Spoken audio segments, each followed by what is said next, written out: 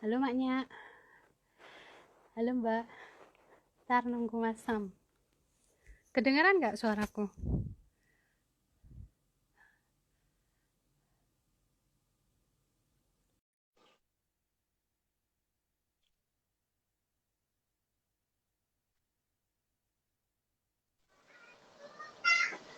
Halo Mas Sam, selamat Ah, malam. halo Mbak Ayu, apa kabar nih? Baik. Halo, ini udah ada Maknya, Mbak Oh ya, Kusnul, Mbak Nuri. wah Selamat malam. reunian reunian bener ya? Iya, selamat malam pemirsa untuk ngobrol malam ini. Temanya melek investasi di masa pandemi bersama Mas Bambang Eko Samyono, Mas Sam. Kemarin aku panggil Pak, nggak boleh. Katanya kita semua di Blok Farm 17 tahun. Iya, menolak tua semua ini. Menolak dua. Oke, oke. Langsung mulai aja ya. Karena saya kan bukan dosen kayak Mbak Vi. Jadi awam nih. Jadi pertanyaan pertama investasi itu apa gitu. Oke Uh, deh. uh, Iya, kita ngobrol-ngobrol aja ya. Jadi artinya di sini kita Iya. kita sharing aja mengenai Mm, investasi karena kemarin kebetulan si Maknya ngubungin saya, gimana kalau kita ngomong investasi ya rame. Cuma kayak di pikiran kita kalau sudah ngomong investasi itu berat gitu loh. Harus punya uang lah, harus punya pengetahuan tentang bagaimana mengalokasikan dana dan lain sebagainya kan seperti itu ya. Padahal Iya. investasi adalah something yang simple, bahkan bisa menjadi mindset kita untuk kehidupan sehari-hari gitu. Jadi investasi itu sebenarnya pada intinya adalah bagaimana kita mengupayakan agar dana yang kita punya itu kita tempatkan pada satu instrumen atau pada kita membelikan sesuatu gitu ya. Namun pada endingnya secara sederhana kita mendapatkan laba. Atau paling tidak Oke. kita mempunyai nilai tertentu dari apa yang sudah kita investasikan. Seperti itu. Itu Mm, sebenarnya mm, inti dari investasi. Tapi beberapa orang berpikir bahwa investasi itu, oh gua kalau investasi mesti punya modal yang banyak ya. Gua kalau Iya, investasi mesti aku aja harus tahu bayanginnya instrumennya saham ya gitu. gitu ya, Mm, harus mm, selalu saham dan lain sebagainya. Padahal juga mm, enggak juga. Bahkan dalam kehidupan sehari-hari kita juga harus punya mindset investasi gitu loh. Kenapa harus mm. punya mindset gitu? Karena gini, sebenarnya kalau kita lihat, uh, ingat nggak dulu blog farm itu muncul tahun-tahun berapa? Tahun 2003 ya? 2005-an, 2003, Oh, 2005. Nah, mm, coba kita ingat-ingat flashback waktu itu. Mungkin kita punya uang 50.000 gitu. 50.000 di zaman itu kita bisa beli apa ya? Mungkin kalau kita belanjain di KFC bisa dapat 3 paket kali ya. 3 paket combo ya. gitu.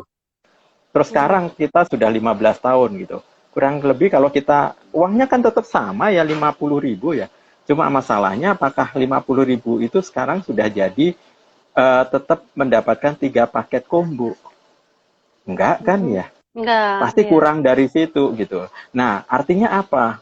Inilah basic daripada investasi. Ternyata ada namanya value of money kita itu turun setiap tahunnya.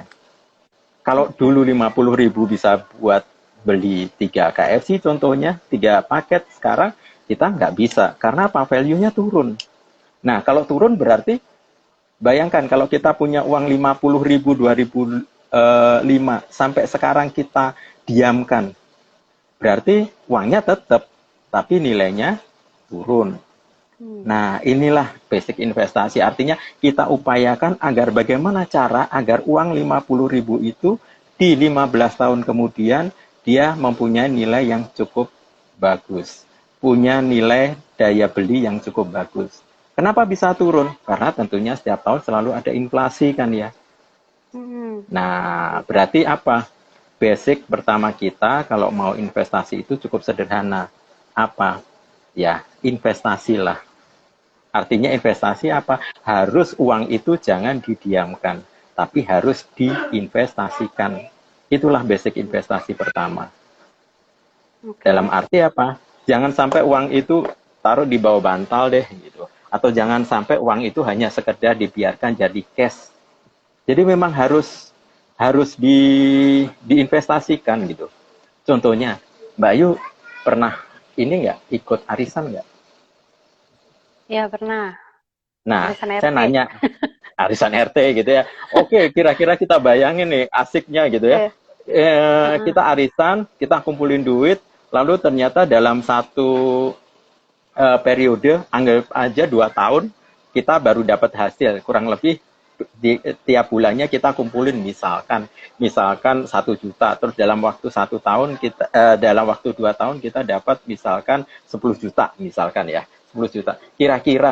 Kira-kira kalau Mbak Ayu ikut arisan tersebut, pengen dapat arisan di depan, di belakang, atau di tengah selama masa periode? belakang.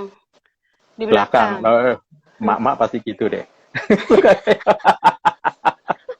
Alasannya apa? Alasannya apa ya? Coba. Alasannya apa? Eh, kayaknya yang dapatnya paling banyak yang di belakang rasanya. Eh, Rasanya atau kayak kita makan KFC gitu ya. Bagian paling enak itu dimakan belakang gitu ya. Iya. Padahal itu menyalahi basic daripada investasi. Karena apa? Aha. Coba kalau sama-sama kita dapat 10 juta, mau 10 juta 2 tahun lagi atau dapat 10 juta sekarang? Harusnya sama ya. Enggak, beda. Hmm. Harusnya untungan sekarang. Oh, Kenapa? karena dua Kalau tahun lagi sekarang, udah turun iya nilainya betul, ya. nilainya Ah, iya. turun. Ha, ha, Makanya ha. kalau ikut arisan jangan jangan ambil yang di belakang. Atau kalau mau ambil di belakang silakan, tapi arisannya jangan arisan uang. Misalkan arisan Hmm. emas atau arisan barang. Jadi kan kalau barang akan naik terus ya. Berarti bisa Hmm. jadi memang yang kita dapat nilainya akan sama dengan yang lainnya. Tapi kalau sudah arisan uang, nah itu akan jadi masalah. Nah, disinilah basic investasi, di mana kita jangan menaruh uang dengan istilahnya free, tapi upayakan kita menaruh uang di tempat-tempat di mana uang itu menghasilkan bagi kita. Nah, di situ itu baru basic investasi. Hmm. Namun ada juga Hmm. kita dibawa juga ke hal yang lebih sederhana. Sebenarnya kalau investasi itu apa harus kita punya duit? Ya memang harus punya duit ya, tapi paling tidak Hmm. sederhananya gini.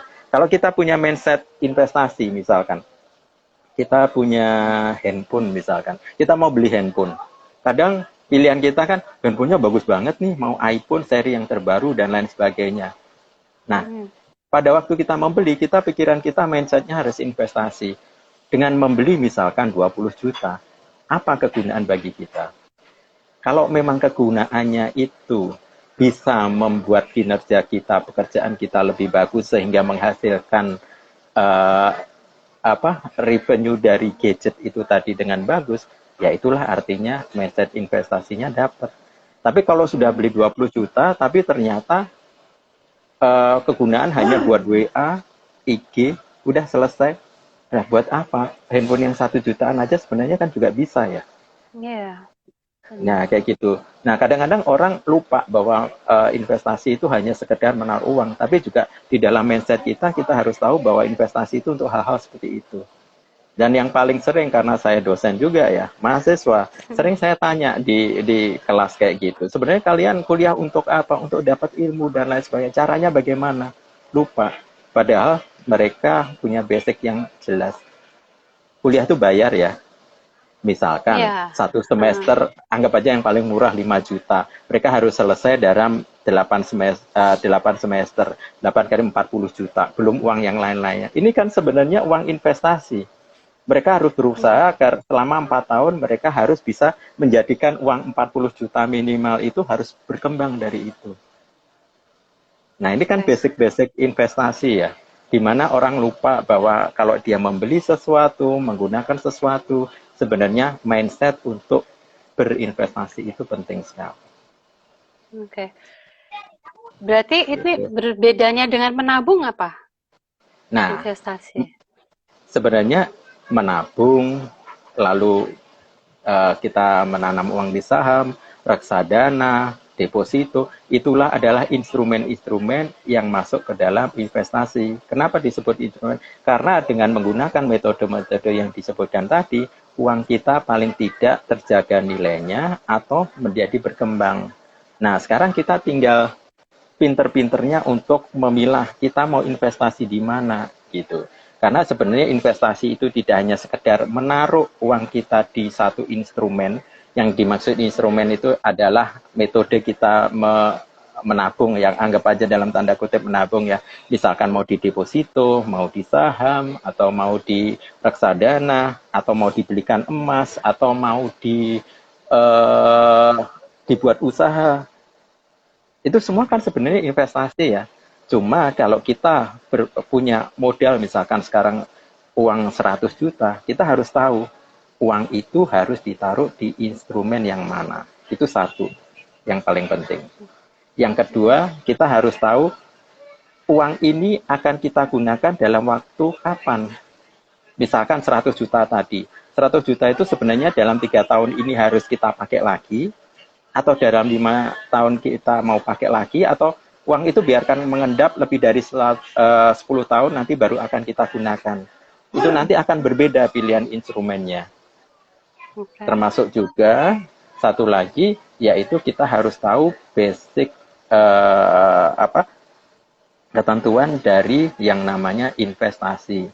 Investasi itu menganut basic, yaitu low risk, low return, high risk, high return. Nah, ini basic investasi yang terakhir ini yang biasanya orang lupa.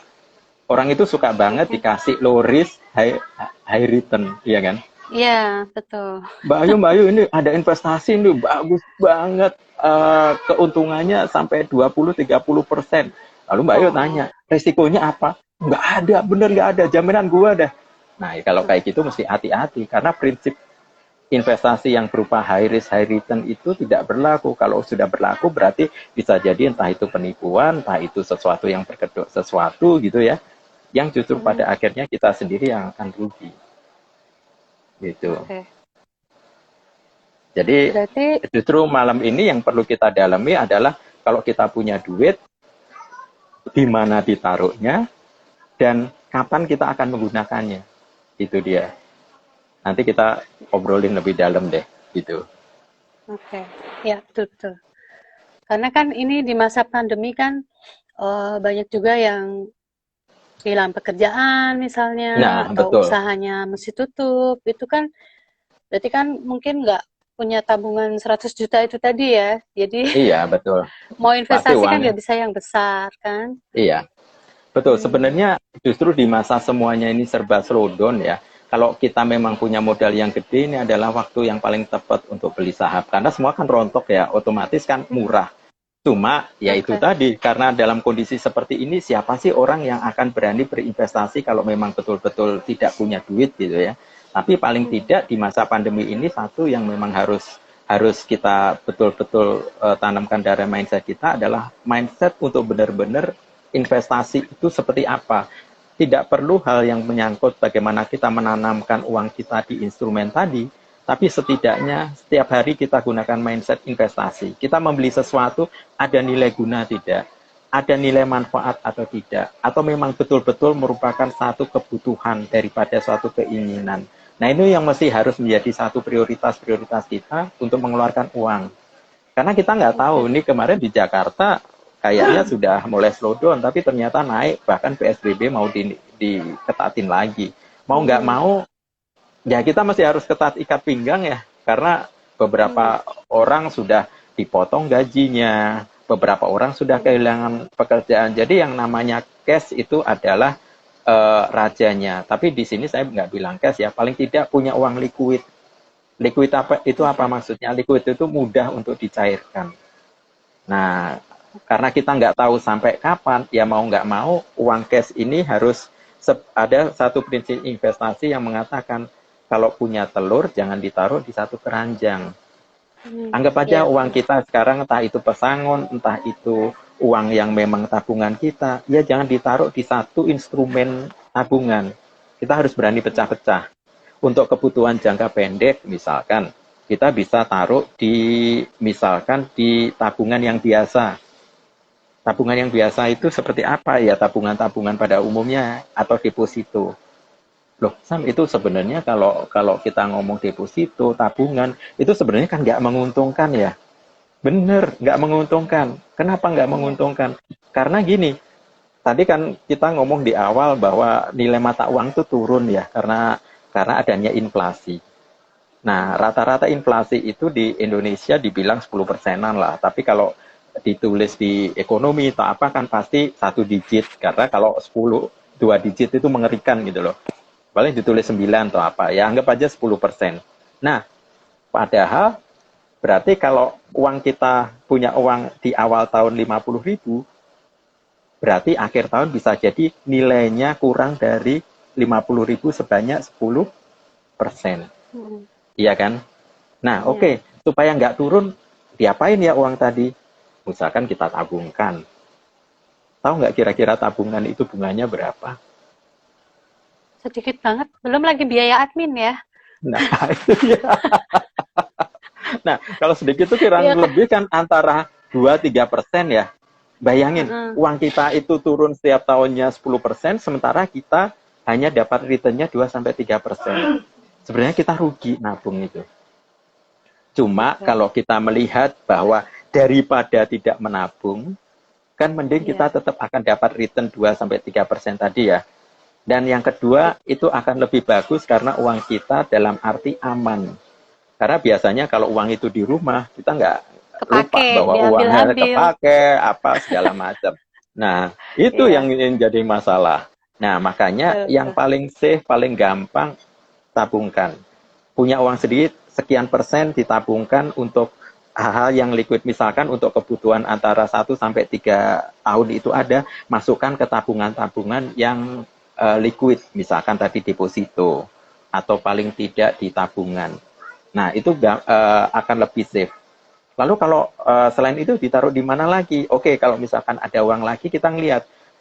Misalkan Mbak Ayu punya kebutuhan untuk 5 tahun ke depan, misalkan menyekolahkan anak, atau paling tidak ada buka usaha, atau apa kek yang dalam 5 tahun harus dipenuhi. Nah, ini ditaruh mana? Jangan ditaruh di tabungan. Karena apa? Ya tabungan otomatis nilainya bakal turun ya. Iya. Nah, mending Betul. ditaruh yang returnnya agak tinggi dikit, gitu. Entah itu di surat berharga, entah itu di emas, kayak gitu. Dimana diperkirakan selama 5 tahun itu nilainya naik, walaupun mungkin sedikit, atau paling tidak stabil, gitu ya. Nah, Oke. barulah kalau misalkan uang itu betul-betul free, tidak kita gunakan dalam waktu 10 tahun, anggap aja kita menabung tutup mata, gitu ya. Nah, kita bisa menaruhnya di saham, di reksadana. Karena saham reksadana itu apalagi ngambil yang high risk, yang progresif ya, itu risknya cukup tinggi, tapi returnnya juga cukup tinggi. Kalau jatuh kebanting, kalau naik ya benar-benar keangkat gitu ya. Nah, Oke. untuk recovery, biasanya kalau jatuh seperti saat ini, mereka butuh waktu 3-4 tahunan untuk recovery. Nah, kalau kita memang Hmm. tujuannya jangka panjang, kan kita nggak perlu khawatir kan. Wah, nilai saham jatuh, diambil aja. Nggak usah, biarin. Nanti 3-4 tahun dia akan recovery lagi. Begitu tinggi, Hmm. baru bisa diambil. Dan ngambilnya juga harus punya trik. Misalkan 10 tahun mau diambil, tahun ke-7 dilihat kira-kira naik nggak ya? Oh, mulai naik dikit-dikit dikit-dikit. Tahun ke-7 mau ke tahun ke-8 mending langsung diambil. Diambil, ditaruh di tabungan. Sam, kenapa Iya. nggak tahun ke-10 diambil? Takutnya tahun ke-9, 10 nilainya turun, kita malah rugi.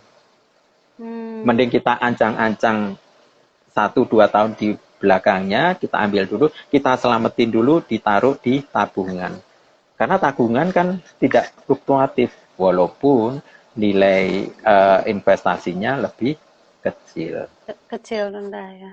Iya, Oke, oke. jadinya In- kalau kita bisa omong, ya kita mesti harus mematchingkan antara uang yang kita punya, kebutuhan jangka pendek, jangka menengah atau panjang yang akan kita gunakan, dan ditambah lagi kita mixkan dengan instrumen yang ada, kayak gitu. Sekarang iya. saham, reksadana itu gampang. Dulu kan selalu kita, waduh itu kan instrumen yang susah, gua kagak ngerti gitu ya. Nah, sekarang gampang. Anda tinggal datang misalkan ke bank, ini nggak boleh iklan ya, bank M, bank apa gitu ya. Nah, ke Ya, customer service-nya tinggal buka, Mbak, mau reksadana, produk yang dipunya ini apa, nanti akan disodorkan. Oke, kita milih. Nanti tinggal bagaimana top up-nya. Kita bilang, saya kayak menabung aja, diambil langsung didebit dari tabungan saya. Misalkan 100.000, 200.000, 500.000, bisa langsung dimasukkan, langsung masuk jadi top up-nya reksadana Anda. Jadi itu Anda jadi merem kayak aja. terikat gitu ya, tiap bulan di auto debit Iya, atau tergantung kita di, di maunya kapan? kita maunya kapan? Kita mau top up, misalkan top up-nya itu begitu kita sudah milih instrumennya ya. Misalkan Mbak Ayu Mhm, pergi ke Mandiri bawa pembukaan reksadana, misalkan bawa sejuta. mhm, Sejuta milih instrumennya apa? Misalkan reksadana A, B gitu ya. Habis itu mhm. terus oke, nanti top up-nya oke deh. Saya diemin aja, nanti kalau saya punya duit saya baru pergi ke bank gitu ya. Oh ya, Misalkan bisa berarti. Mbak Ayu misalkan punya 5 juta, terus bulan berikutnya datang ke bank nambahin gitu ya. Terus Mhm, mhm. didiemin terus 4 bulan, 5 bulan ditambahin lagi. Boleh. Atau yang mau konsisten. Konsisten caranya gimana? Oke, karena aku punya tabungan dari gaji dan lain sebagainya. Oke, minta si bank untuk memasukkan sebagai top up misalkan 500.000 per bulan. Itu juga bisa. Oke. Jadi amat sangat gampang sekarang menabung. Bahkan kalau misalkan Sam, menguntungkan mana sih kalau gua itu punya duit gede lalu saya masukin ke mana, ke instrumen, anggap aja reksadana saya atau saham saya, atau mending nabung itu kecil-kecil dipotong. Kalau saya sih lebih suka yang konsisten ya, artinya setiap bulan Mhm. dipotong, konsisten seperti itu. Karena apa? Nanti biasanya di endingnya justru itu yang lebih menguntungkan daripada yang seasonal, Oh, kayak gitu. berarti itu yang menjalankan banknya ya, Yang sahamnya menjalankan kalau banknya. dijual. Oh, Gitu. Tapi biasanya kalau bank itu bukan saham ya, tapi biasanya reksadana. Tapi kalau saham itu oke. biasanya ada instrumen-instrumen dari OJK. Bahkan OJK, Otoritas Jasa Keuangan, sekarang banyak sekali punya kelas-kelas gratis bagi misalkan ibu-ibu rumah tangga, pelajar, mahasiswa, ataupun apa yang betul-betul ingin mempelajari investasi. Habis itu mereka dibekali satu semacam aplikasi untuk belajar. Nggak pakai duit dulu, pakai duit virtual. Nanti kalau memang mereka sudah yakin untuk bisa bisa belajar, dilepas untuk bermain saham misalkan, nah nanti bisa pakai uang uang itu. Tapi kalau Ah, oke. yang kebetulan saya ngajarkan di Universitas Al Azhar ya, Indonesia, Mhm. jadi kita biasanya entah ini jadi istilahnya ada yang pro, ada yang kontra, tapi biasanya kalau sudah ngomong investasi, bermain saham, kita bilang kalau kita membeli saham untuk jangka panjang, artinya begitu kita beli lalu kita diamkan, kita menunggu returnnya di jangka panjang, itu masih yang kita sebut masih halal gitu ya. Tapi kalau kita sudah bermain saham, misalkan, oke, gua beli saham bank ini loh, bank A gitu. Lalu kita pantengin nih tiap hari. Begitu naik, kita jual, turun, beli. Nah, modelnya gambling seperti itu. Nah, biasanya kita Mhm. menyebutnya itu yang tidak halal. Kenapa tidak halal? Oh, Karena itu sama halnya dengan berjudi. berjudi. Oh ya. Betul. Ini Mbak Sil nanya nih, jadi kalau mau Oke. invest, halo Mm-mm. Mbak Sil, jadi kalau mau invest lebih baik yang high risk ya, berarti ya. High risk, high return itu sebenarnya tergantung dari ini karakter kita. Ada beberapa orang itu yang berpikir gini, gue dapet dikit-dikit nggak apa-apa asalkan konsisten gitu ya. Tapi ada Hmm, orang yang punya profil gini, gue itu suka yang gede loh, perkara rugi atau apa, gue kan masih bisa memanage gitu. hmm, Jadi kalau oke. menentukan mau high risk, high return, kembali lagi profil Anda, profil yang mana. Karena tidak bisa dipaksakan semua harus high risk. Bagi saya mungkin high risk nggak masalah, tapi bagi Mbak Ayu rugi dikit bisa pingsan gitu kan. Iya, stres, stres Nah, langsung. stres. Nah, kayak gitu jangan dilakukan. Jadi lihat dulu, gua kehilangan atau dapat dapat gain yang cukup besar, kehilangan cukup besar itu bagi saya natural nggak ya? Kalau nggak natural jangan dilakukan. Tapi kalau ngomong soal logikanya, memang lebih baik kalau memang jangka panjang, carilah yang high risk, high return tadi. Misalkan 10 tahun, oke kita taruh yang benar-benar progresif di high risk. Jadi begitu nanti di 8 tahun sudah dapat gain-nya, kita break, kita masukkan untuk masuk ke yang low risk. Low risk apa? Ya tabungan tadi. Supaya safe gitu loh. Oke. Gitu caranya. Terus ini Basil juga nanya lagi, Mm-mm. invest apa yang cocok untuk pemula? Beli saham atau beli emas? Beli saham. Nah, kalau mau beli saham, beli emas, bagi pemula apapun ya, ini kembali lagi, Anda mempunyai dana berapa besar. Kalau memang mampu untuk membeli saham ataupun membeli emas, sekarang Anda harus pikirkan, dana itu Anda akan pakai untuk jangka waktu kapan. Kalau memang jangka waktunya menengah, saya sarankan emas saja. Karena emas Oke. lebih stabil kenaikannya masih masih ini ya, enggak terlalu high risk.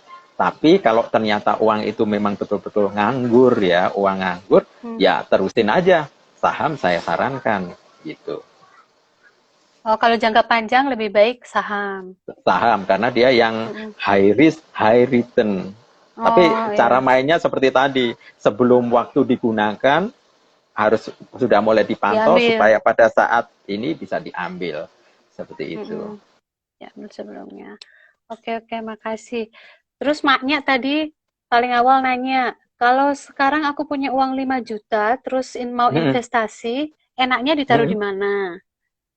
Oke, nah kembali lagi pertanyaan maknya dijawab sama seperti Mbak Sil tadi ya. Artinya 5 juta ini maknya mau gunakan untuk kapan ini? Kalau misalkan maknya udah deh uang uang ini aku anggap uang nganggur. Uang nganggur gue juga belum butuh-butuh banget. Anggap aja uang hilang gitu ya. Taruh aja di saham tadi, di instrumen saham atau dibelikan reksadana, datang ke bank, ke CS-nya milih reksadana mana yang mau yang kelihatannya prospeknya bagus. Karena prospek Hmm. reksadana itu kan sudah banyak di koran, di televisi, itu kan bisa kita pantau ya di situ. Tapi kalau misalkan anggap aja 5 juta ini memang sebagai jaga-jaga atau 5 juta ini akan selalu digunakan dalam waktu dekat, saran saya sih ditabung saja Oh, gitu. ya oke. Nah ini Malah Basil masih nanya lagi nih. oke, Memang kalau Basil nanti invest, di charge ya, main ke kantor deh masih, ntar. memang Oke. kalau invest itu jika saham anjlok, uangnya Hmm. beneran hilang. Oh, Oh oke. iya, iya. Dalam arti sebenarnya kalau kita main saham itu kan per lot ya, satu lot itu 500 lembar. Nah sekarang harga saham itu kira-kira satu lembarnya itu berapa? Anggap aja 1.000.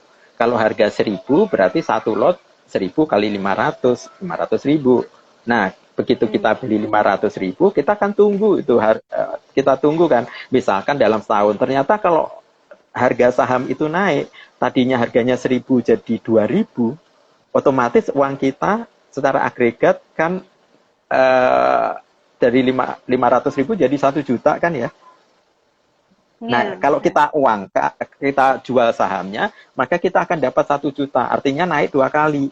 Hmm. Tapi kalau harga saham tadi dari 1.000 ternyata jatuh jadi 500, berarti kita cuma ngantongin, kalau kita jual, kita ngantongin uang 2.500.000. Artinya uang 2.500.000 modal awal tadi, ya tentunya akan hilang. Maka kalau main saham, kalau memang saya sarankan untuk pemula atau apa, lebih baik untuk yang jangka panjang saja. Kecuali memang Anda orangnya mau taking risk, orangnya sangat agresif, lalu Anda mau main yang harian tadi ya. Jadi memang dipantau itu setiap detik, setiap menitnya. Cuma ya itu tadi, kalau landasan kita kembali lagi ke agama, itu memang tidak Ya halal. sama Gitu. jantungnya kuat nggak gitu ya? Itu Untuk dia. Mau diapain? di ring, mau di ring atau diapain. Soalnya saya tuh Gitu. kalau bayangan saham tuh kayak yang di film-film tuh loh, yang teriak-teriak gitu kan.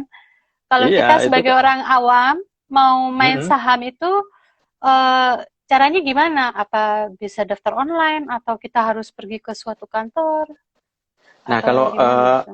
awam itu bisa, biasanya coba deh browsing ya tentang OJK, biasanya mereka punya kelas-kelas.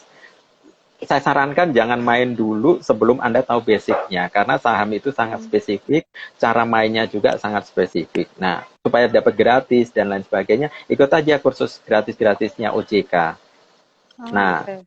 biasanya mereka mempunyai literasi investasi, artinya mereka menggathering entah itu masuk ke kampus, entah itu masuk ke grup-grup komunitas tertentu, mereka supaya memberikan literasi supaya orang-orang itu melek gimana sih cara berinvestasi gitu ya.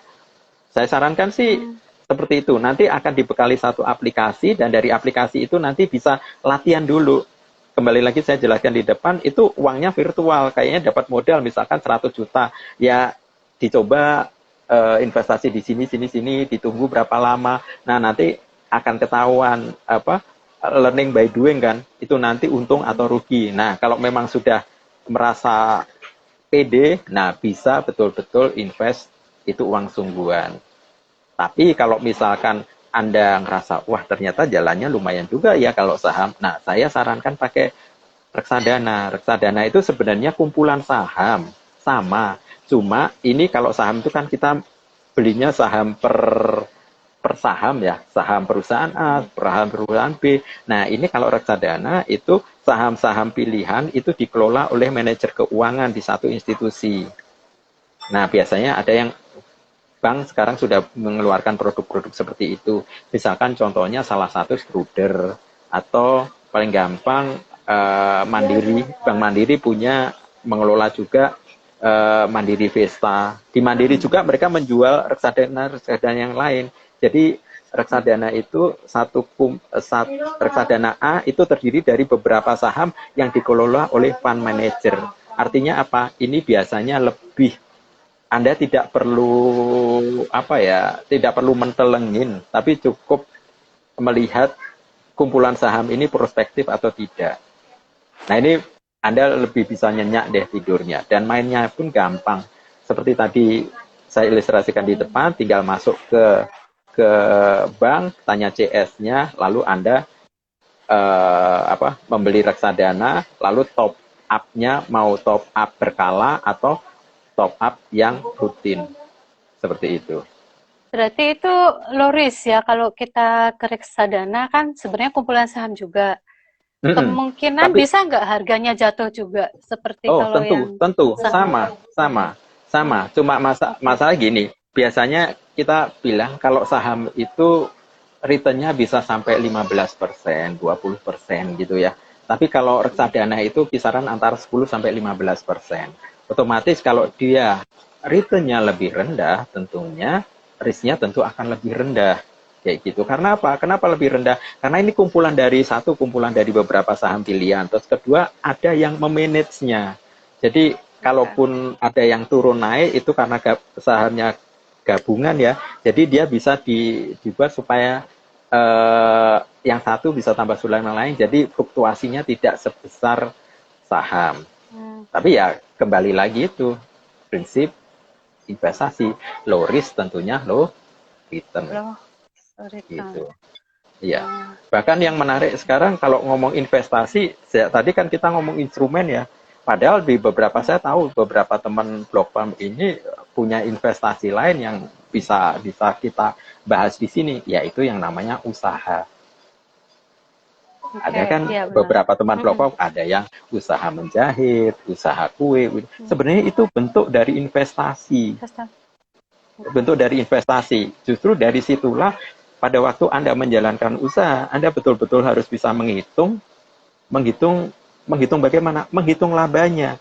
Jadi ibaratnya menjalankan investasi di tempat usaha itu jangan mengikuti flow, artinya ya usaha laku syukur, nggak laku syukur. Tapi kita masih harus betul-betul menghitung per bulannya kira-kira saya harus punya return berapa.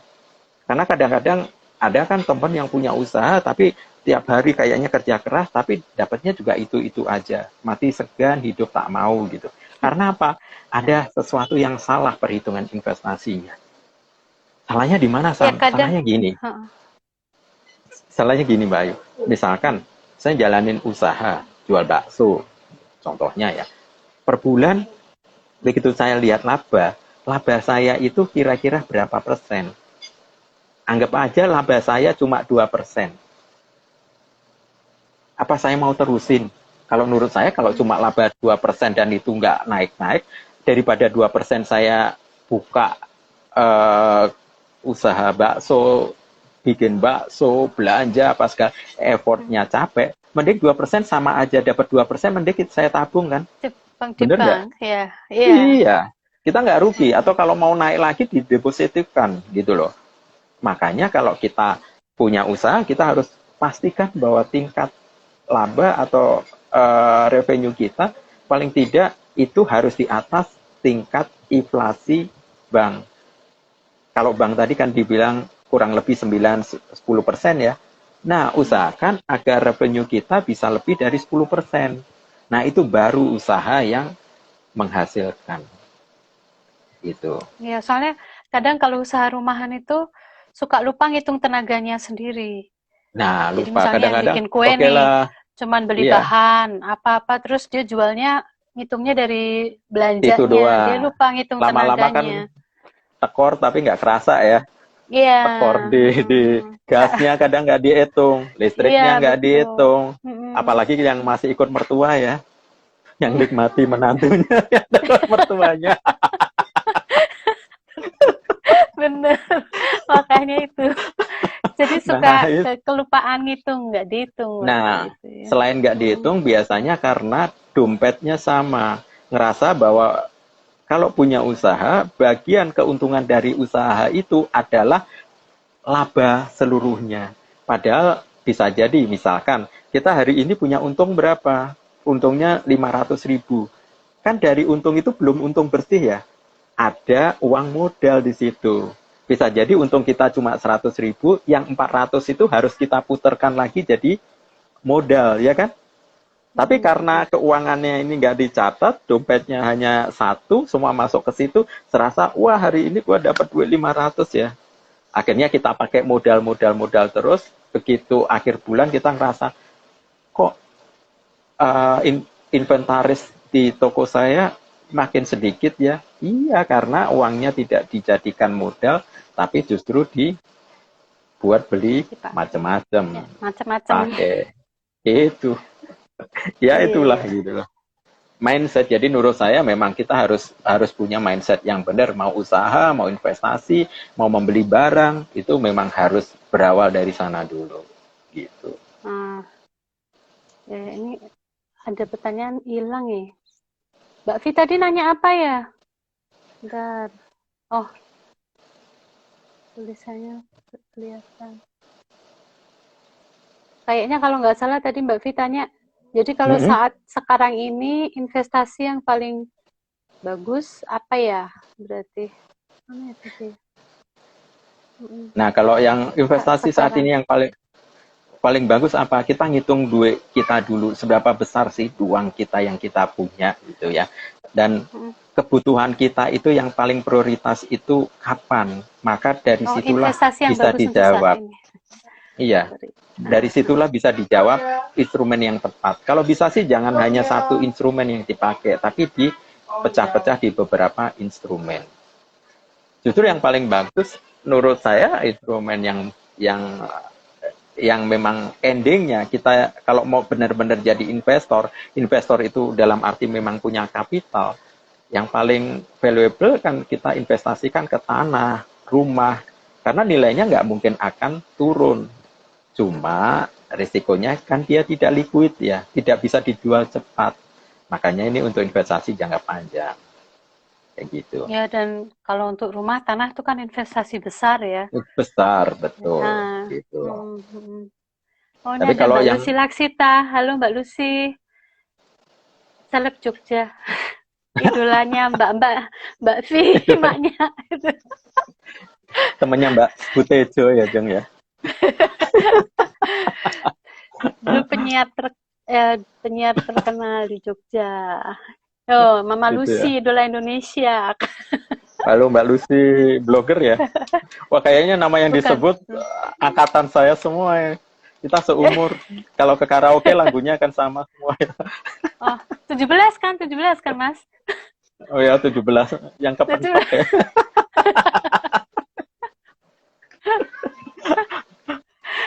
Aduh, Iya, kapan-kapan iya. mesti reunian ini pakai Zoom. Semua blogger gitu.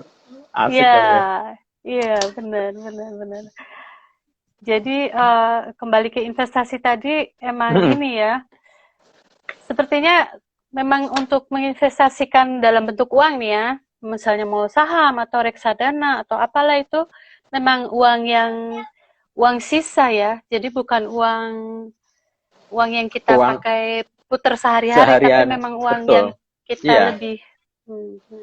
Jangan menggunakan investasi itu justru karena itu uang modal. Artinya uang modal itu bisa uang modal untuk usaha ataupun uang modal untuk operasional hidup kita. Karena tentunya kita tidak mungkin bisa survive kan.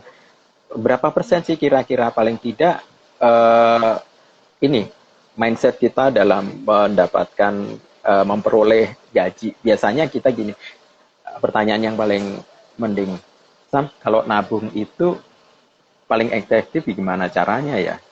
Kalau kita dapat gaji. Kalau saya sih sarankan gini, begitu kita dapat gaji, anggap aja paling gampang hitungan bulat ya, 10 juta. Nah, kita di awal kita sudah harus komit entah dengan diri sendiri, kalau masih jomblo gitu ya, atau yang sudah punya pasangan, itu kita harus punya alokasi sendiri untuk ditabung. Oke, 10 juta, saya akan nabung 2 juta atau 1 juta. Dari sisa uang tabungan inilah yang akan kita gunakan untuk uang operasional. Jangan dibalik. Biasanya kita menabung itu karena uang sisa. Karena uang sisa Oh, biasanya tidak akan pernah tersisa. tersisa. Iya kan? Benar. Karena kenapa?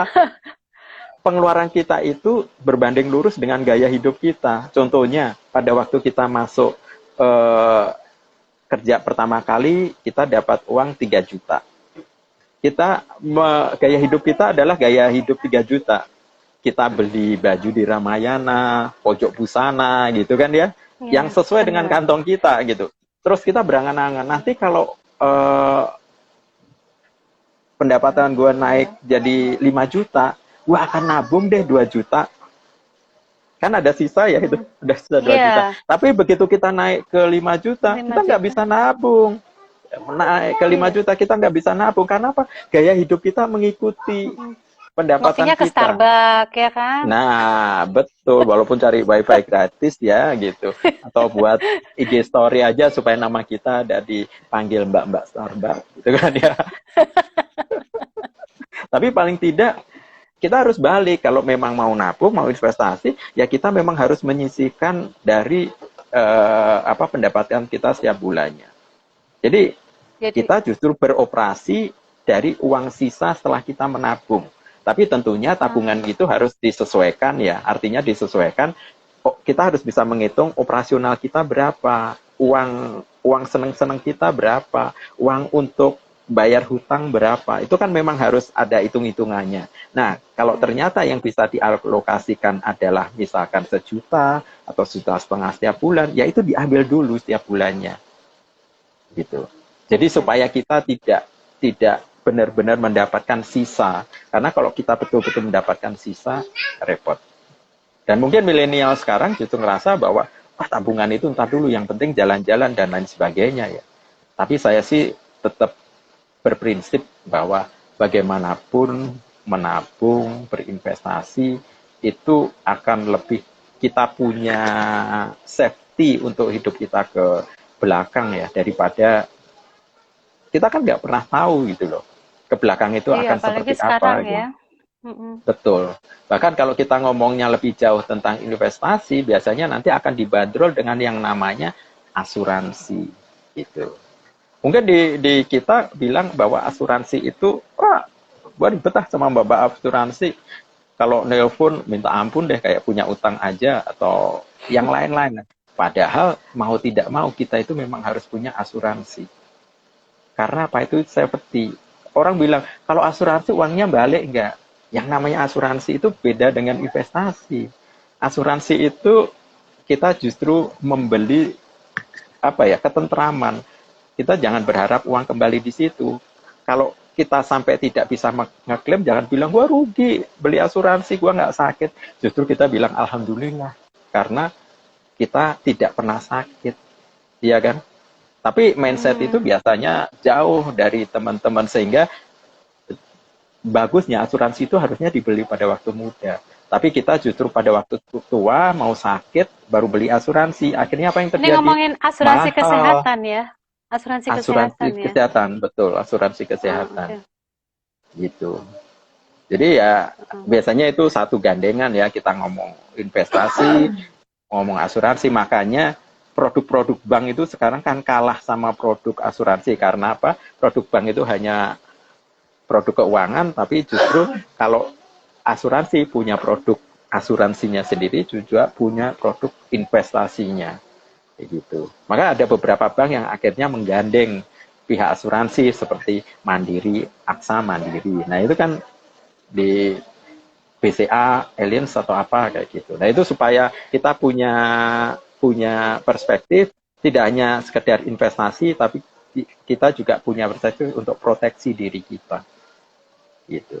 Kalau yang saya pernah baca nih kan ada juga asuransi pendidikan gitu ya. Terus Nah, saya kapan itu baca sebenarnya itu salah, itu bukan asuransi pendidikan gitu. sebenarnya asuransi Eh, pendidikan itu memang nggak, agak aneh ya kalau asuransi pendidikan. Karena sebenarnya ini produk asuransi di mana ada jiwanya, tapi ada investasinya, di mana investasi itu nanti akan bisa di break di waktu tertentu yang bisa kita gunakan untuk uang pendidikan. Nah itu loh sebenarnya yang disebut asuransi pendidikan. Itu tetap ada dua produk. Yang satu memang dibanderol ada asuransi, entah itu jiwa, entah itu kesehatan. Yang satunya memang ada investasinya produk itu. Gitu. hmm, berarti agak rancu ya namanya asuransi pendidikan ya itu sebenarnya asuransi Sebenarnya apa berarti kalau yang bisa dari diambil? kalau di ya asuransi sudah biasa ya, cuma kita sebagai customer atau orang yang nasabah, kita mesti harus tahu ini asuransi pendidikan ini aturan mainnya seperti apa sih. Nah itu mesti harus tahu, harus melek lah sebelum kita beli, karena itu kan jangka panjang ya. Banyak teman-teman itu yang nggak ngerti asuransi, asal beli, begitu salah dia di break 2-3 tahun di break. Nah itu satu kesalahan, karena apa? Kita jelas-jelas rugi gitu. Mending Hmm, istilahnya tanya dululah sebelum membeli. harus baca tulisan yang kecil-kecilnya itu ya kan biasanya banyak tuh. Nggak usah Biasanya tulisan kita yang juga nggak kecil-kecil. baca. Saya juga nggak pernah baca, tapi paling tidak fiturnya harus kita tahu, aturan mainnya harus kita tahu, kalau bisa membandingkan satu agent dengan agent yang lain. Karena ada agent itu yang customer oriented, ada yang agent itu yang produk oriented. Yang penting produknya kejual. Perkara itu nanti kamu seperti apa ya ntar aja gitu. Tapi ada yang betul-betul saya menemui beberapa agent itu yang helpful sekali. Saya bilang ini jangan Pak, itu nggak cocok sama Bapak, mending gini-gini dengan dana Bapak Hmm, segini. Nah itu biasanya yang pegang lah orang-orang model seperti itu gitu. oke. Karena itu Ini financial Mas, advisor kita. ini Mas Ilham Himawan tanya, dengan BPJS saja dan kesehatan yang masih ditanggung kantor, apakah Mm -mm. itu udah cukup buat keamanan? Uh, Cukup atau tidak cukup adalah kita tahu bahwa itu ada namanya plafon ya, plafon. Hmm. Artinya gini, ada yang BPJS itu kan tahu sendiri bagaimana mengurusnya. Artinya tingkat kesulitannya, lalu lamanya mengurus, bahkan mendapatkan kamarnya, model pelayanannya. Kalau Anda merasa bahwa ternyata BPJS Anda bisa menerima term dan kondisi yang seperti itu, saya rasa Anda tidak perlu menambahkan lagi. Tapi ada yang orang tingkat kenyamanannya beda, membutuhkan tingkat pelayanan yang berbeda, ataupun plafon yang berbeda. Iya kan? Mhm. Untuk itu kenapa harus ada asuransi A yang harganya segini, asuransi B yang harganya lebih mahal? Karena paket-paket yang ada di dalamnya, bahkan benefitnya satu dengan yang lain tentu akan berbeda. Sama seperti Loh, gua kan sudah menabung investasi di BPJS Ketenagakerjaan, itu kan sudah ada THT, JHT-nya ya, jaminan hari tuanya. Gue sudah Hmm. cukup. Nah, kalau Anda merasa memang kalkulasi dari besaran gaji presentasi yang masuk eh, ke dalam BPJS tadi, Anda merasa cukup untuk hari tua Anda, nggak masalah. Tapi kan ada beberapa orang yang ngerasa bahwa, oh gue pengen lebih loh di hari tua, makanya gue akan menambahkan beberapa instrumen lain, asuransi lain, atau mungkin tabungan yang lebih besar lagi, supaya saya lebih safe di apa di hari tua saya. Jadi sebenarnya ini opsional gitu. Jadi maksudnya ada gitu asuransi dana pensiun gitu, atau kalau asuransi Ada, jiwa itu kan untuk meninggal, kalau meninggal ya. yang ahli warisnya dapat kan. Tapi Ini untuk bukan kita di asuransi masa pensiun. pensiun Ada apa? tabungan untuk pensiun, ada tabungan masa pensiun. Oh, Kebetulan saya punya usaha fotokopi ya, karena ini swasta, tentunya karyawan saya agak susah saya kasih pensiun, karena ini kan usaha pribadi ya, tidak seperti perusahaan. Saya tidak tahu usaha saya akan sustainable sampai kapan, tapi saya ingin memberikan benefit ini buat karyawan saya. Akhirnya saya mencari dana produk dan saya dapat, ini nggak promo ya, ini iya ya. sharing aja. Kebetulan Gak apa-apa, share. ada satu bank itu ada yang namanya Simponi. Simponi ini adalah produk untuk hari tua. Jadi kita nabung terus nih. Nabung nanti kita akan menentukan pensiun kita di usia berapa. Misalkan mau 55, mau 60 atau 50 terserah. Nanti begitu break tabungan ini nggak bisa diambil. Tapi begitu kita pensiun, tabungan itu akan dikembalikan ke kita dengan dua plan. Plan pertama, itu nanti semua akan diberikan kepada kita berikut bunganya dan lain sebagainya, atau kita memilih agar diberikan per bulan sampai waktu sesuai dengan plan yang kita ambil. Dan di tabungan Ah, itu kita bisa memilih profil profil investasinya, mau yang low, yang medium, atau mau yang high risk. ya, Itu interesting. impactnya kemana? Ke returnnya. Kalau low tentunya kecil tapi konsisten. Kalau yang high risk tentunya kadang-kadang fluktuatif, kadang-kadang menjadi lebih kecil. Seperti itu. Ah, Ada tabungan interesting. yang model-model seperti itu. Ada. Saya mau nanya-nanya itu, tapi ini kan waktunya sebentar lagi mau habis. Nanti kita lanjut part Oke. 2 ya. Oh gitu, boleh. Boleh. Kan jadi ntar keluar dulu. Buat para Oke. pemirsa juga ini nanti mati sebentar, tapi nanti kita live lagi karena waktu dari IG itu cuma 1 jam Oke. Sip, sip. gitu. Heeh, heeh. Jadi ini kita Oh break ya dulu ini nih. tadi ya break Atau dulu. masih ada waktu atau break? Break sebentar mas, terus masuk lagi ya. Boleh, boleh. Oke, Sip, buat yang lain sip, sip. ini ya jangan pergi ya. Kita masih lanjut lagi sebentar, break sebentar. Oke, aku save Mbak Vi. Lagi panas-panasnya ya. Oke. Oke, oke, See ya sampai nanti. bentar lagi. Oke, Yuk, thank thank you. you.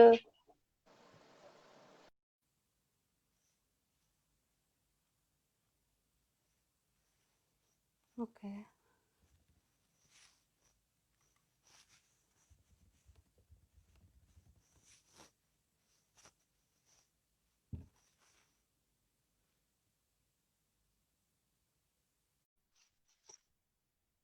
Halo, ketemu lagi. Wah, Nah, ketemu lagi. soalnya save dulu tadi, buru-buru save Iya, yang tadi, biar bisa yang mumpung lain panas bisa ya. lihat. Oke. Ya, ini tadi kan ngomongin yang simfoni tadi. Ternyata Mas Oke. Ilham Himawan ada pertanyaan tuh mengenai itu. Ini Bagaimana blogger dengan jadul value? nih, si Ilham. Oh, bagaimana dengan value of money jika simpan dana pensiun kayak simfoni? Kalau Mm-mm. terima gede nanti, tapi kan nilai uangnya udah kecil. Oke, value of money. Mungkin gini, gambarannya ya. Kebetulan karena kemarin saya memberikan kepada siapa pegawai saya, tentunya mereka hanya memasukkan itu 100.000 per bulan. 100.000 per bulan. Tapi karena konsisten dan return di Simponi itu cukup besar, kurang lebih 5%-an. Dan pemotongannya tidak seperti tabungan biasa, lebih sedikit dan lain sebagainya, sehingga uang itu berkembang menjadi lebih lebih lebih cepat. Bahkan untuk kalau kita ngambil plan yang progresif, itu memang benar-benar sangat menguntungkan. Saya rasa dengan kondisi kayak gitu ya memang kalau dilihat 5% dengan penurunan mata uang tentunya akan value of money-nya tentu akan lebih rendah ya.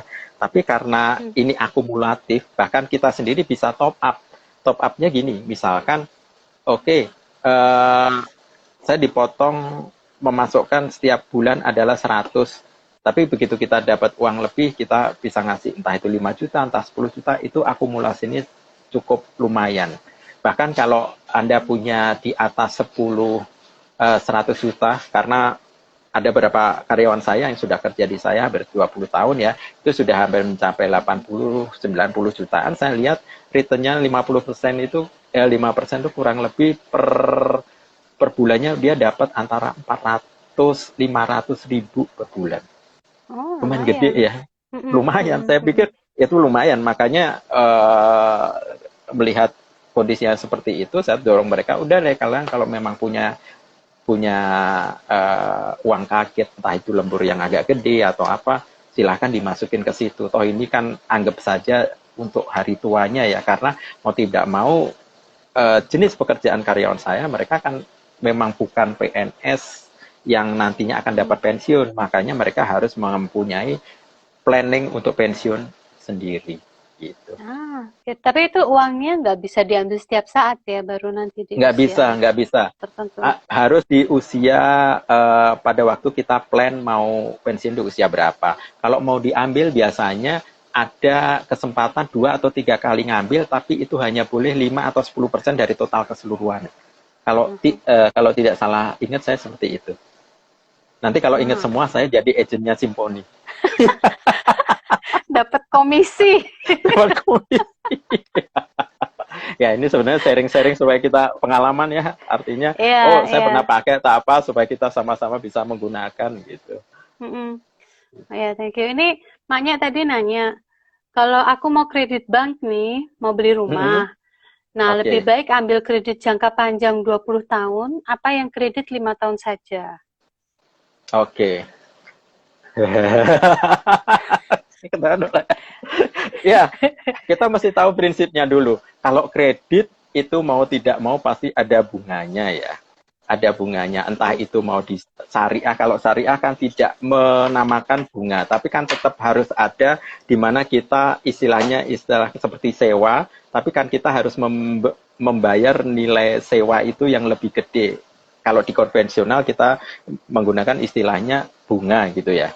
Nah, bunga ini tentunya semakin lama akan semakin besar. Walaupun bunganya, oke, saya kredit 5 tahun sama 20 tahun, apa bedanya? Tentunya kalau hanya dengan nilai kredit, misalkan beli rumah itu kan, anggap aja 500 juta. Anggap aja 500 juta, lalu kita pinjemnya 400 juta. Karena 10%-nya kan uang sendiri. 20%-nya uang sendiri, anggap 400 juta. Nah, dari 400 juta itu kalau kita bisa membayarkannya dalam waktu 5 tahun, tentunya kita hanya kena bunga selama 5 tahun itu ya. Tentunya, cicilannya lebih gede, tapi bunganya kan kita hanya kena 5 tahun.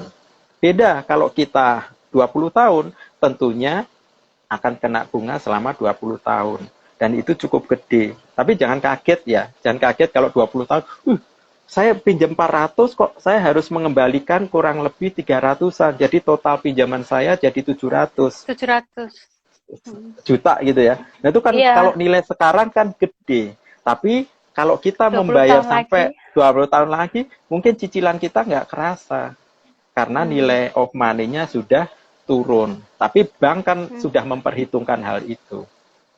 Jadi menurut saya, kalau bisa, kalau beli rumah atau apa, memang lebih baik tidak pinjam ya. Karena memang itu tentunya bunganya ada, bahkan orang bilang ada yang menghindari riba atau segala macam. Tapi kalaupun memang itu natural tidak bisa dihindari dan lain sebagainya, coba pilihlah, ambil bank-bank yang mempunyai suku bunga yang kecil. Memang ada. Kenapa seperti itu? Karena tiap bank itu punya kapabilitas untuk mengeluarkan kredit. Bank yang kecil modal untuk kreditnya biasanya gede karena dia tidak punya dana. Tapi bank yang gede biasanya mereka bisa mengumpulkan dana dari uang nasabah sehingga mereka bisa memberikan bunga yang lebih kecil. Begitu. Nah, saya pikir rata-rata sama, tapi enggak ya, tetap ada Enggak yang juga, lebih. walaupun selisihnya itu 2%, 3%, terus kalau dilihat dalam bentuk duit itu mungkin antara 100 sampai 300 ribu. Ada yang bilang, itu kan kecil banget. Iya, kalau sebulan kecil. Tapi kalau cicilannya sampai 200 tahun. 200 tahun, sorry, 20 20 tahun, tahun. 20 dua tahun ratus ya tahun mah lumayan kita ya. enggak ya. Lumayan Sudah. gede. Makanya Iya. harus jeli itu. Itu. Ya, kita mesti lihat juga gaji kita sebulannya berapa ya. Maksudnya Betul. memaksakan karena takut bayar bunga banyak, mau 5 tahun, tapi terlalu banyak ngambil dari gaji, ntar Nah, bulanannya. kita nggak bisa operasional kan, nggak jalan Mm-mm, rumah tangga kita. mm-mm, Bahkan ada yang mm-mm. menarik gini, saya pernah ditawari suatu teman gini, Sam, yuk kita ada satu rumah subsidi nih, kebetulan agak jauh, tapi harganya lumayan. Harganya berapa gitu? Harganya kurang lebih 250 juta, karena letaknya di Parung sana. Saya nggak ngerti kenapa dia nawarin sejauh itu ya. Mungkin karena consider hanya soal harganya. Oke, Hmm. di Parung Panjang 250 juta. Lalu saya ke sana cuma lihat ya karena rumah subsidi kita tidak bisa berharap banyak ya. Lalu saya nanya, ini bagaimana plan pembayarannya? Dia bilang 250 dicicil 10 kali akan dapat harga 250, tapi kalau Anda kredit ke bank maka harganya menjadi 340. Oke. Gitu. Akan menjadi 340. Oke, padahal kalau kita ngambil ke bank sudah harganya lebih naik, terus kita akan mencicil ke banknya, kalau ambil 350 kan pasti ada bunga kan. Ya. Kurang lebih kali 340, hitung-hitungan kasarnya kita baliknya 200 juta, jadi kurang lebih total selesai kredit, kurang lebih kita harus keluarin duit 500 juta. 2 kali Nah, lipat hal-hal ya. 2 kali lipat. Nah, hal seperti itu mesti harus kita jeli untuk menghitung supaya kita itu kalau memang tidak ada uang cash, jangan cash dalam arti terlalu besar, jangan memaksakan untuk mengambil hutang yang terlalu besar. Karena apa? Mending uang tadi diinvestasikan dulu di dalam bentuk yang lain. Kecuali kalau memang pembelian rumah itu urgent ya, urgent memang rumah pertama. Tapi kalau itu untuk investasi, rumah untuk investasi itu Hmm. apa, rasanya kita juga terlalu banyak biaya investasinya ke arah sana. Apalagi rumah itu kan tidak liquid gitu. Ya, nggak bisa Memang cepat akan lebih langsung. Hmm. cepat langsung. Memang paling enak kalau di Jakarta itu kita punya misalkan punya modal 500 juta. Oke, kita set aja beberapa tempat yang properti yang kurang lebih apartemen atau rumah klaster gitu ya, yang range-nya 500 ke bawah kita beli, kita benahi, kita isi, kita furnish, lalu kita tunggu 1-2 tahun kita jual lagi. Nah, itu akan menguntungkan. Karena apa? Kita sudah punya modal. Tapi kalau kita belinya tadi melalui bank, akan modal itu akan ditambahi, harus kita tambahkan dengan bunga. Hmm. Misalkan 500, bunganya 200, berarti rumah itu sebenarnya harganya 700 juta kan. Ya jangan Iya, kita lepas sebelum kenaikan rumah itu lebih dari 700 juta. 700. Kalau enggak ya kita Hmm. buntung juga kan ya. Gitu. Iya. Sebenarnya hal-hal ini simple, tidak perlu hitung-hitungan kasar, hanya kita pertama tadi gitu, kita harus bangun mindset kita untuk investasi. Bukannya orang Jawa bilang medit ya, enggak, tapi kita harus jeli gitu. Jeli untuk cermat menghitung, karena kalau sudah membeli properti, barang-barang yang besar itu kan jangka panjang, apalagi dengan mencicil, jangan sampai masa mencicil itu kita ada trouble sehingga tidak mampu untuk memenuhi kewajiban. Itu akan Hmm. parah gitu ya. Gitu. Dan Iya. belilah barang yang tidak terlalu konsumtif sesuai dengan fungsinya. Misalkan mobil, kalau memang kita memang tidak perlu mobil yang mewah dan lain sebagainya, ya cukup beli aja yang sesuai dengan fungsinya. Karena ibaratnya semakin luxury, semakin mewah, kita itu tidak hanya sekedar membeli produk itu, tapi kita harus memikirkan biaya perawatannya. Benar nggak? Iya, iya. Nah, itu Pajaknya juga. kadang-kadang orang pajaknya juga. Orang itu Mm, lupa, oke, gue pengen beli, mestinya kita itu hanya bisa sampai misalkan Avanza. mm, Avanza. Terus karena ngerasa pengen lebih ya, pengen lebih, oke, saya pengen nyaman atau apa, toh aku mampu nambahin lagi 100 juta. Dapatnya misalkan lebih dari Avanza misalkan. Mungkin kebeli, cuma masalahnya gini, apakah kita sudah mempertimbangkan itu tadi pajaknya? Tentunya akan naik, ya kan? Lalu biaya perawatannya tentunya akan lebih mahal.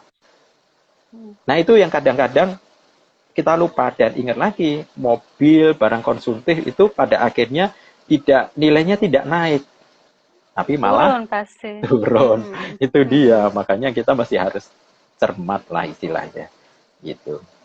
Ah, ini kalau berarti idealnya ya dari gaji itu berapa persen yang kita sisihkan untuk investasi itu sebaiknya? Kurang Idealnya, idealnya. Idealnya sih kalau memang kita tidak punya tanggungan yang besar, hutang, dan lain sebagainya ya, sebenarnya 25% itu sudah cukup besar, 20-25%. Hmm. Bahkan kebanyakan orang itu rata-rata 10% itu aja sudah bagus. Dengan Mm-mm. budaya kita ini sebenarnya 10% aja sudah bagus. Syukur-syukur kalau kita mempunyai mindset yang sudah benar soal investasi, sehingga bisa lebih dari itu. Yang penting sebenarnya bukan perkara persentasenya, tapi bagaimana kejelian kita bisa mengkalkulasi biaya hidup harian operasional gitu ya, ditambah kewajiban-kewajiban kita. Misalkan ada hutang atau kita harus membiayai orang tua, keluarga dan lain sebagainya. Nah, ini mesti harus kita betul-betul bisa menyisihkan agar bisa ada tabungan. Iya, iya, iya. Memang tergantung ini juga ya, gaya gaya hidup ya. Karena mungkin Betul. ada yang mesti ngasih saudara-saudara atau orang tua, membantu adik Betul. atau kayak Nah, gitu-gitu ya. Pak, Mm-mm. Sam, kalau misalkan saya membantu orang tua dan lain sebagainya, gimana saya berinvestasi ya? Kalau saya jawabannya gampang sih. Itu adalah bentuk investasi juga, investasi akhirat ya. Ya kan?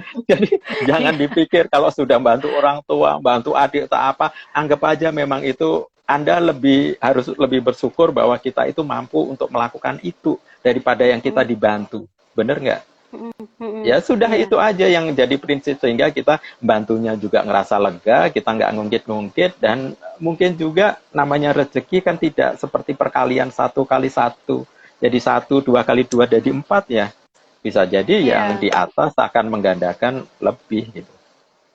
Amin, amin. Ya memang Ini culture-nya di jadi, sini seperti itu. ini karena malam Ya itu kan Jumat, tidak bisa dipungkiri, hari memang Jumat, memang betul. tidak bisa dipungkiri memang seperti itu kan di sini kita apa ya, nyumbang apa kalau bahasa Jawanya nyumbang kalau ada yang meninggal, ada yang Iya, sakit, itu kan ini ya, kita investasi pasti akhirat lah. bener nih kata Mas Maria Prabowo investasi akhirat. Iya, betul. Itu kan berarti harus dialokasikan juga dari bulanan kita ya yang untuk Betul, dana betul. untuk seperti itu gitu loh. Bahkan kalau di Islam sendiri, tanpa kita harus menyisihkan atau apa, kan kita sudah punya hitung-hitungan wajib ya. Namanya ada zakat Hmm, mal, zakat fitrah, apa segala macam. Itu kan sudah ada hitung-hitungannya. Sebenarnya kalau kita mau jeli untuk menghitung, itu aja sudah bisa kita alokasikan gitu. hmm, oke. Berarti ya memang harus jeli ya, benar-benar kita, apalagi masa sekarang ini, kita punya uang Betul. berapa, harus ini bagi untuk ini disiapkan kan. Iya. Tuh kata Saya maknya pikir sih investasi akhirat dan investasi investasi sosial ya. sosial. Tuh. Betul, Ya. Maya.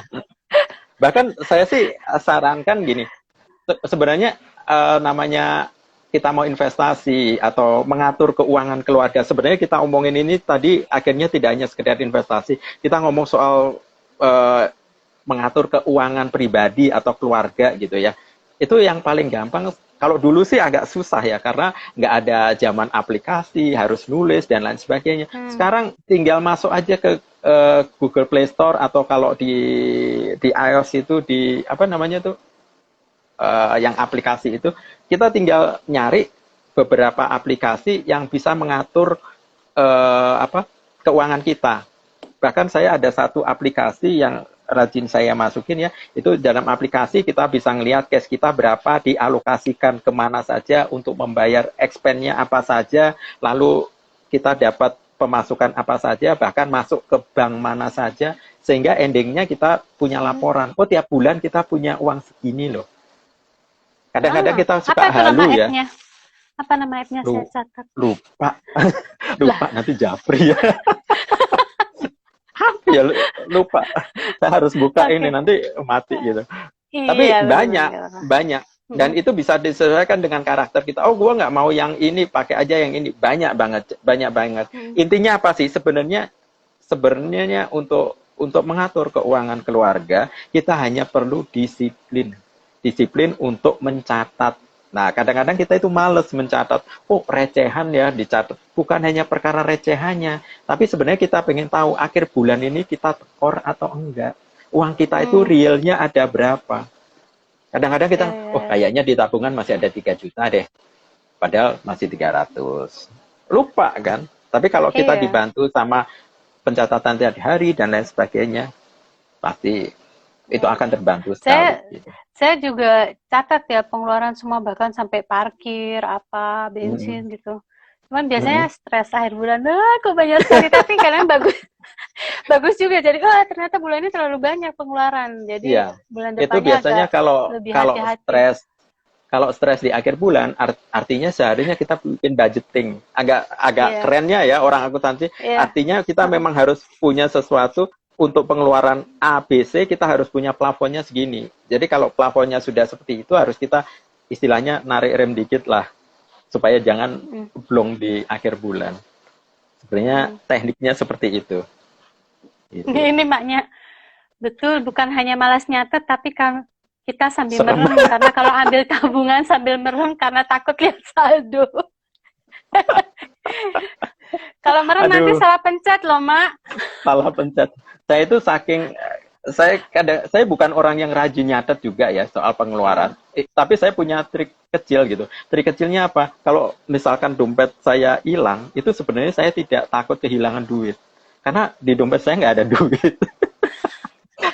Kartunya Duit cash tapi itu. banyak, Nah, kartunya. saya biasanya pakai kartu, artinya kartu apa? Entah kartu debit atau kartu kredit. Saya selalu mengandalkan dia. Kenapa? Karena dengan kita menggunakan kartu debit atau kredit, tanpa kita mencatat, kita sudah dicatatin oleh bank. Bener nggak? Nanti akhir bulan Ya, akan muncul kan. Nah, keluar baru semua. kita akhirnya ketahuan. Oh, ternyata pengeluaran gedeku ini. Jadi saya nggak perlu ribut juga. Kalau misalkan takut itu remnya blong atau apa untuk belanja, tinggal di beberapa bank sekarang kan sudah banyak punya mobile banking ya. Itu kita bisa ngelihat bagaimana expense untuk kartu kredit kita ataupun debit kita. Sebenarnya gampang Iya, semua itu sekarang, tinggal kembali lagi basic daripada semua itu apa? Bagaimana kita punya mindset untuk investasi, itu aja. iya. Kontrol diri sendiri juga ya. Soalnya kalau Mm-mm. gesek kan Mm-mm. nggak kerasa tuh. Seret, seret, Ya. seret, seret. Dan biasanya, apalagi model seperti saya, menggesek itu adalah obat stres. Tumben cowok juga begitu ternyata. Saya kalau sudah di depan komputer lama-lama, istri saya selalu bilang, udah dapat apa? Karena dibuka online shop. Wah, Tapi, ternyata. tapi jangan salah ya, justru pangsa pasar online shop itu bukan ibu-ibu loh. Bapak-bapak. Hmm, hmm. Itu surveinya seperti itu. Kenapa? Karena Oh ya? bapak-bapak lebih suka online shop karena satu, bapak-bapak pengen praktis, kedua, bapak-bapak nggak bisa nawar. Dan biasanya Ah, bapak-bapak cari hal yang spesifik. Dan biasanya kalau spesifik kopi dan lain sebagainya mahal kan. Nah, biasanya ah. semua ada di kalau si ibu-ibu itu biasanya keranjangnya yang banyak tapi jarang beli. Banding-bandingi kebanyakan. Iya, masukin item, masukin, tapi nggak di check Nggak out. di out, nggak di check out. Kalau cowok tuh, oh iya oke lah, oke lah, oke lah gitu. Tapi di dalam Mungkin, survei konsumer memang banyak cowoknya yang beli gitu. oke. Oh ya, ini Mbak Yana bilang 54% Mbak Yana, cowok. wah 54%. Ini kayaknya memang pemilih apa online shopnya langsung memberikan testimoni. Halo Mbak Yana, aduh di sini bener-bener seneng deh ketemu sama teman-teman lama semua 15 tahun yang lalu, Iya, Bu. iya lo nggak berasa. Maknya reunian maknya. Iya nih, nanya nih. Tergantung ini. Ini, Gitu. kalau ini tadi Mas Ilham Himawan bilang, kalau saya semangat Mm-mm, catat di awal bulan sampai minggu ketiga sudah lupa. Karena sudah Senin lupa. semua cicilan sudah diselesaikan. Waduh, wah itu benar Kak. Wah, saya masih harus belajar nih sama Ilham ya. Ini benar-benar bisa mengatur keuangan atau pelitnya luar biasa. Bercanda Kalau ya. maknya, kalau maknya ternyata pengeluaran terbesar GoFood. Wah, nggak GoFood, masak waduh, toh mak. gak masak. Sini saya masakin. Tapi ini loh, selama pandemi ini Mm-mm. kayak GoFood, GrabFood itu emang promonya tuh Luar banyak biasa banget. ya, Jadi tak hitung-hitung tuh kadang lebih murah jajan daripada masak sendiri. gitu. Kecuali Tapi kalau keluarga kebetulan, besar ya. Kalau saya kan cuma berdua soalnya. Lebih mm-mm, murah. lebih Hmm, murah. Saya kebetulan iya. ada dua anak, tapi gara-gara pandemi ini kalau dilihat dari all shop itu lebih banyak pengeluaran itu seperti loyang, panci, alat-alat masak. Karena apa? Pada akhirnya Oh, kita produksi sendiri. oh, oh takut ya, karena takut ya. Ini ya. Kebetulan ada waktu, jadi mau nggak mau, ya oke lah kita masak sendiri gitu. Memang senengnya Oh, masak gitu. oh ya ya. Sekalian praktek Gitu. resep-resep yang selama ini nggak ada waktu Hanya gitu ya. betul betul. Nah, oh iya nih kata Mbak Vi, Masam chef andal. Wah, sering posting masakan pasti ya. Nanti Mbak Vi boleh deh kita makan bareng. Cuy.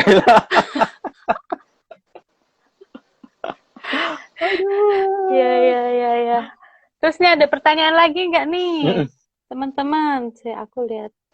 Oh iya, laki-laki jarang belanja, tapi kalau kesualayan males lihat label harga aja, kata Mas Ilham nih. Gitu ya? Bener-bener. Sebenarnya kita kan ya kayak kayak kenapa sih masakannya laki-laki yang itu lebih enak dari perempuan rata-rata ya? Itu kan sebenarnya logikanya cuma satu, karena cowok itu nggak takut bumbu. Nggak takut bumbu apa? Cowok jarang beli bawang merah, kan semua disediain ya sama istri atau apa biasanya kalau di rumah. Jadi kalau pakai ya oke aja, tapi kalau istri kan mikir-mikir mau pakai Wah, dua tiga bawang, wah ini bawangnya lagi mahal atau apa. ah, Jelas. Itu sama seperti logikanya tadi. Kalau kita kesualayan, cowok itu merem aja. Karena bukan sehari-hari kan kita lakukan itu. Coba ah, kalau ah, kita ah, ah. sehari-hari, kita jadi peka kayak emak-emak. Oh ini kemarin beli rinso segini, kenapa sekarang naik segini? Kita jadi sensitif harga. Kayak gitu. Hmm. Iya, iya, iya. Wani bumbu, bener emaknya wani bumbu. Habis itu wani piro gitu ya.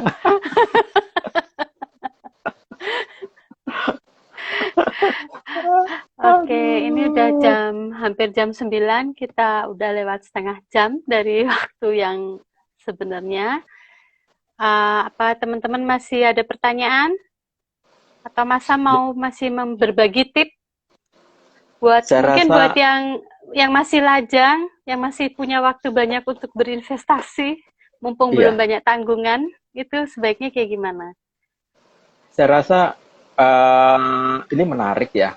Karena sebenarnya generasi muda sekarang gitu, apalagi yang baru fresh graduate, lalu mereka mulai kerja dan lain sebagainya, mereka masuk pada era di mana sosial media itu demikian eh, tinggi intensitasnya, sehingga kadang-kadang itu yang membuat lupa apa bahwa mereka melihat bahwa contohnya itu orang pamer pamer itu banyak banget gitu. Artinya mau jalan-jalan, Nah, betul. makan-makan, ya, dan segala macam. Dan itulah salah satu hal yang membuat kita lupa pada masa depan.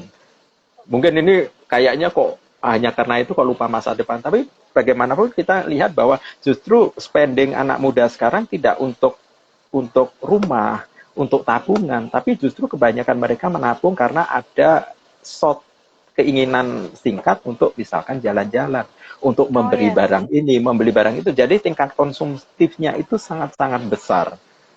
Dan itu hanya untuk ditampilkan sesaat, misalkan menjadi konten di Instagram, di Oke. YouTube, dan lain-lain. Nah, oke, nggak masalah itu dilakukan. Kembali lagi, kalau kita memang menjadikan ini sebagai investasi. Kita jalan-jalan, lalu begitu jalan-jalan kita habiskan uang 50 juta, tapi begitu kita selesai, kita punya konten, kita bisa bangun, kita share, lalu kita dapat uang dari situ. It's okay gitu. Tapi kalau ternyata kita habis 50 juta, ngabisin tabungan, kita balik lagi dengan hanya senang, ya mungkin kita harus berpikir apakah kita itu menjadi sesuatu yang prioritas. Kenapa tidak membuat uang 50 juta ini tadi misalkan untuk jalan-jalan cukup separuhnya, yang lain menjadi tabungan. Karena apa? Seneng-senengnya dapat, kedepannya dia akan mendapatkan hasil dari investasinya itu juga dapat gitu loh. Jadi Oh ya, benar-benar. senangnya dapat, keperluan pokok untuk masa depannya juga akan dapat. Gitu. Iya. Nah, ini kan akan Jadi, lebih berguna ya gitu. Pesan saya sih seperti itu karena saya bilang hidup itu tidak seindah IG story. betul, betul. Iya, kayaknya yang Iya. ditampilin teman-teman kita yang kita bisa bikin jelas, aduh, lu makan di Yang sini, itu makanannya enak, lu pergi ke sini. Kita nggak tahu effortnya di balik itu apa. Dan kita tidak bisa betul. mengukur apakah kemampuan mereka dengan kemampuan kita itu sama gitu. Sama. Bahkan banyak orang yang panjat sosial kan. Kalau kita kan panjat wajah Pansos. ya, panjat supaya lebih tidak ada kerut dan lain sebagainya. Kita memikirkan itu. Gitu. Tapi kalau anak muda kan memikirkan gimana gue terlihat keren gitu dengan barang atau traveling saya. Saya rasa Iya. cobalah tetap kembali ke basic karena tetap artinya masa tua itu harus dipersiapkan. Mm. Itu nasihat dari Oh, yang tua-tua ya. iya. Saya juga pernah baca sih artikel tentang itu, tentang generasi sekarang yang digital nomad itu, bahwa mereka memang lebih fokus untuk jalan-jalan. Jadi nggak ada kepikiran beli rumah atau apa, Iya, itu nggak dipikir gitu. betul. Karena memang ya sekarang kan namanya tren ya, generasi itu ada trennya di mana yang sekarang ada itu kan memang instan. Tidak seperti mungkin di zaman kita di mana didikannya harus proses, sekarang kan didikannya instan. Mungkin sekarang era yang baru lagi beberapa sudah menyadari itu sehingga yang punya anak-anak kecil sudah mulai menyadari bahwa proses itu yang paling penting. Dan karena proses ini, instan ini menjadi acuan beberapa generasi muda, akhirnya banyak sekali yang mereka itu nggak tough gitu loh. Artinya nggak tough itu, Iya. oke, kalau dalam pekerjaan dikasih beban sedikit sudah nyerah, sudah apa, sudah oke lah give up, mau keluar aja, dapat dapat gaji manajer sedikit sudah mau keluar karena di tempat lain menawarkan lebih tinggi. Padahal secara mental, secara skill, kemampuan mereka belum cukup mature untuk itu. Kadang-kadang itu yang dilupakan. Bahkan banyak yang nggak mau kerja gajinya cuma segitu doang. Nah, Tapi kadang-kadang malah ada yang nganggur. malah nganggur ya, Iya kan? ngisi konten, main TikTok. Iya. Ini ngomongin sosmed ini ada yang nanya Mm-mm, nih, Mbak mm-mm. atau Mas ya, Mustariambok itu berinvestasi di sosmed seperti di YouTube itu aman nggak? Itu maksudnya gimana ya? Investasi YouTube itu Invest kayak di apa ya? YouTube atau maksudnya bikin konten atau gimana ya? Maksudnya. Atau gini, kalau misalkan itu pertanyaan diarahkan, oke, gua mau jadi YouTuber itu termasuk investasi atau enggak? Menurut saya, menjadi YouTuber pun perlu investasi ya. Entah itu alatnya, kita waktu bikin kontennya itu memang harus survei, harus keluar uang untuk produksi dan lain sebagainya. Ini kan kalau pertanyaannya diarahkan ke sana, menjadi YouTuber adalah menurut saya sama dengan Anda berinvestasi menjadi wirausaha. Cuma bidangnya sebagai YouTuber gitu kan. Nah, untuk seperti itu kadang-kadang orang berpikir, kembali lagi, kita harus bisa ngitung-ngitung apakah memang kita punya planning itu dari modal alat-alat yang saya beli, saya bikin konten dan lain sebagainya, dalam waktu tertentu ini bisa menghasilkan return yang sepadan. Nah, kalau returnnya kembali lagi dalam 3-6 bulan ke depan ternyata followernya melonjak banyak dan lain sebagainya, Anda mendapatkan revenue dari situ, ya itu artinya investasi Anda berhasil. Tapi kalau Anda tidak mendapatkan itu, kalau setara hitung-hitungan investasi masih di bawah 10% tadi, ya saya rasa Anda harus memperbaiki konten Anda atau memperbaiki tampilan Anda, atau paling nggak harus ganti switch ke usaha yang lain. Banting setir Gitu. ya. Banting setir gitu. Waktu itu kita pernah ngobrol juga sama YouTuber ya, si Juju. Juju juga bilang waktu itu nggak instan, perlu waktu sampai dia bisa dapat follower banyak. Dan di dalam pada waktu mendapatkan hit, ya artinya dia bisa viral, bisa mendatangkan uang dan lain sebagainya, kan itu ada waktu di mana modal itu keluar terus. Nah, itu mau nggak mau tetap harus, kalau kita menganggap itu sebagai investasi, kita harus hitung. Jangan sampai ini hanya sekedar modal bokap, nyokap, itu akan lain soal. Iya gitu. Itu, kadang lupa. Iya. Ingatnya masih ikut orang tua, mungkin kan nggak keluar pengeluaran kontrak atau listrik segala macam kan nggak. Internet kagak ya. Pulsa. Iya.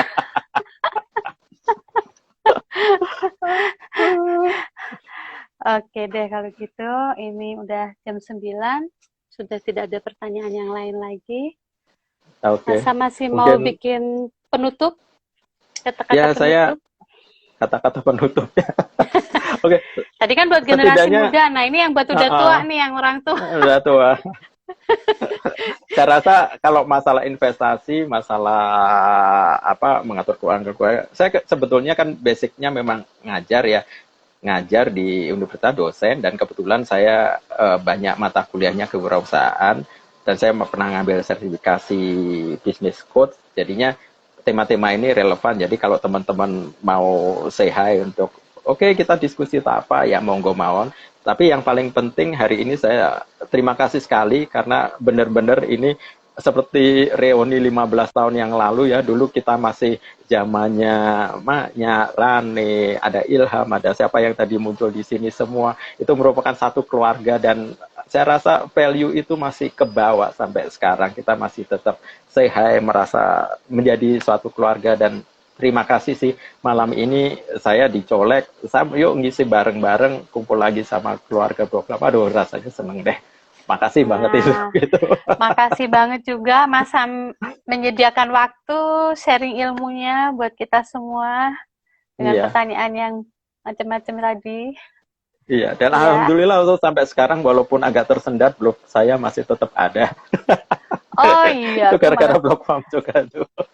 Aku udah sejak ada Facebook macet blognya. Macet ya.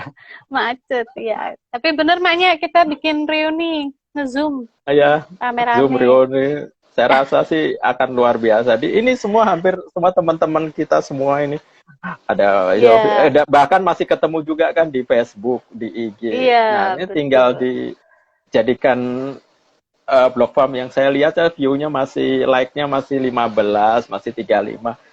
Bisa meledak itu, lagi. Mbak Meti mau nanya tuh, masih boleh nanya nggak? Jangan resep ya. Kalau resep saya secukupnya.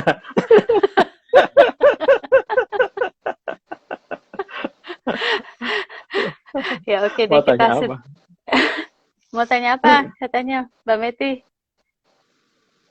malah ketawa. Ya oke deh, kalau gitu kita tutup ya. Terima kasih, sampai ketemu lagi di sosmed, di blog, di mana aja. Terima kasih buat yang nonton semuanya. Assalamualaikum, terima kasih semua. Yuk.